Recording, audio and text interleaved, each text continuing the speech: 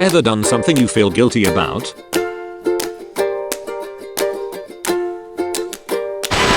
I scammed my friends, family and co-workers to get money for drugs. In the deep days of my addiction, I did a lot of scamming. That included over-exaggerating my abusive relationship I got out of, posted what he did, pretended to be in the hospital and my family posted it to raise money. I also owe many people from my graduated HS class for emergencies that I made up. I saw a second cousin for the first time in many years at a family wedding and asked for car bill money and spent the $350 on drugs. I took advantage of an older man who hit on me while I did pest treatment at his house. BC, I told him I would tell his wife. That was when he did it. If he didn't pay me, a co-worker from the same job was a guy who was my dad's age and took me under his wing.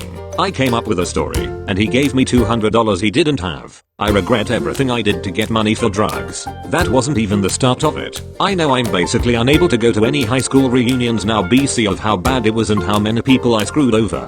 I was in your shoes and it hurts me so much that I abuse the goodwill of my family. The first step for you is to get better, and by the way you phrased it, it sounds like you are already working on that and that the deepest days of your addiction are behind you. When you got your life in order and make enough money, maybe make a list of all those people you hurt with your deceit and try to make it right. It is never too late to be exactly the person that you want to be.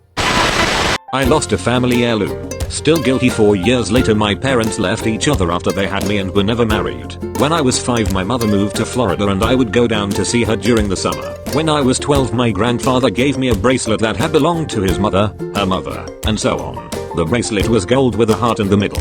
One summer while I was with my mother, we had gone to a fancy restaurant and I wore the bracelet. While we were eating, I took the bracelet off because it was hurting my wrist and I didn't want to get food on it. I guess at one point I must have knocked the bracelet off the table because when we left I noticed that I didn't have the bracelet, and looking back when we were leaving the bracelet was not there. I never had the guts to say anything about it because my mother was strict and I didn't want to waste gas money. To this day nobody noticed that the bracelet has disappeared. I recently got my aunt's old engagement ring that had belonged to my uncle's great aunt. I'm scared that I might lose this family heirloom too. Yay, don't beat yourself up over it all this time later. I have some family jewelry that was passed down for generations, but it was kept in a deposit box and given to me in my late 20s. They knew not to trust my young stupid SW those things. LOL, you were just a kid. If he wanted to give it to you, that's fine, but your mom should have looked after it.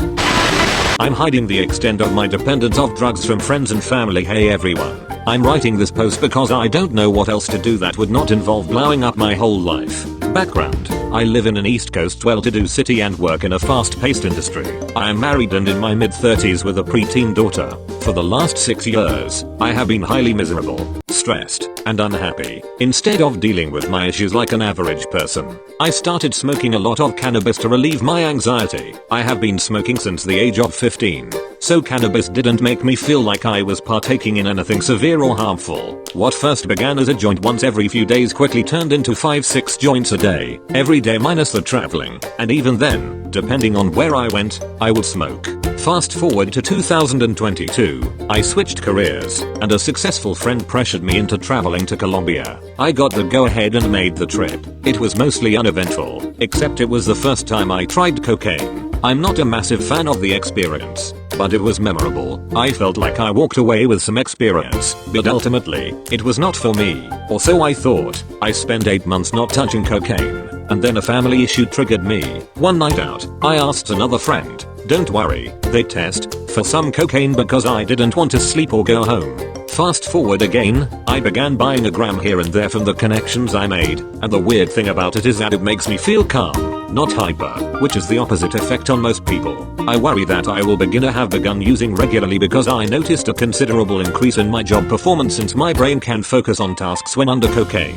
I feel ashamed because I don't think this is a healthy way to manage whatever is causing my brain to behave this way. One set of friends enjoys drugs, and the other set of friends and family are incredibly anti-drug and would not be supportive. I have not been running around or doing anything stereotypical that one might be getting into. No late night escapades or binges or anything like that. It's just me secretly blowing through a gram during daylight hours to within 24 hours of purchase. Then, I beat myself up for about a week and do it again. This has been my reality for the last 60 days or so. My wife would not handle this news well and it would hurt her a lot, so I also feel like a piece of shit. Go talk to a doctor about ADHD. Agreed. OP literally just described ADHD and Adderall, which is an amphetamine. There is a medical way to handle this that won't cripple your family and will take away this burden and self-loathing.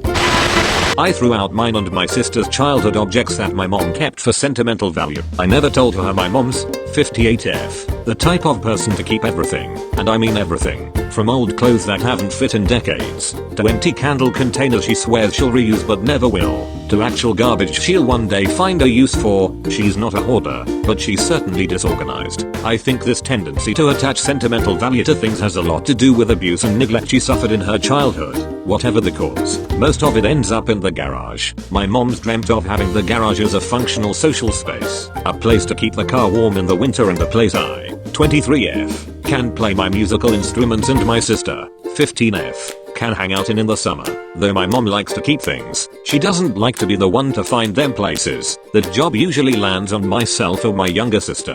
Thus, the job of making space in the garage fell to me. I didn't mind. After I moved out, my mom let me keep a lot of my stuff in there anyway, so some of it was mine. With the goal of making space in mind, I knew I was going to have to go through and get rid of a lot of the random garbage my mom keeps around, and I couldn't feel bad about it if I wanted it to be done in an afternoon or two.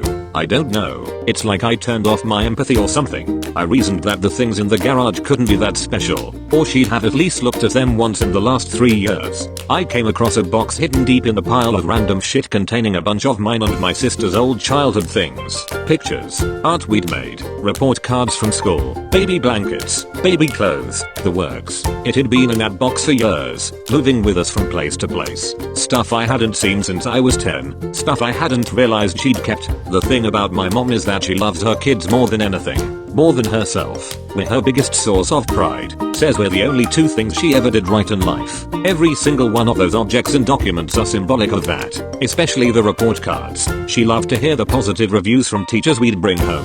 Those were the only affirmations she ever got about raising us right. Otherwise she was on her own. I threw half of it out. Dropped it off at the dump myself. I'm not a total monster. I kept the photos and a few of the art pieces. Some of the clothes. Most of what I threw out had gotten damaged or even a little moldy, but there are definitely things that could have been salvaged. I came up with the idea after I did this to combine the box into a scrapbook and functional quilt. I threw out so much that neither of those things are possible anymore. The worst part is I never gave my sister the opportunity for input. I never even told her about it. She doesn't have a lot from her early childhood. We were especially poor after she came along. I realize now that this box has been packed up since before she was 8. She never got to see the report cards, the art, the baby blanket, none of it. I knew it was wrong as I was doing it. I destroyed these ties to our childhood because I wanted to get out of the garage faster. That's all. I don't think I can ever face it either. The guilt of it sits like a constant weight on my chest every time I see either of them. But when my mom asks about the report cards, I'm probably going to lie about it. She's held a grudge against my aunt who did a similar thing to her for years, and I can't face the consequence of my actions, even if it's what I deserve. As a parent, sometimes we keep those things because we want to remember the child who no longer exists. We find it easy to think of death as a phenomenon which robs us of a person we love, but children develop so rapidly when they're young that the child you know one day may cease to exist, replaced by another child who you love all the same, but who is still significantly different than the first. It's death by another name. Thank you for watching. I hope you have a great day. See you next video. In the meantime, go to school, learn something new, don't come back home stupid. Peace.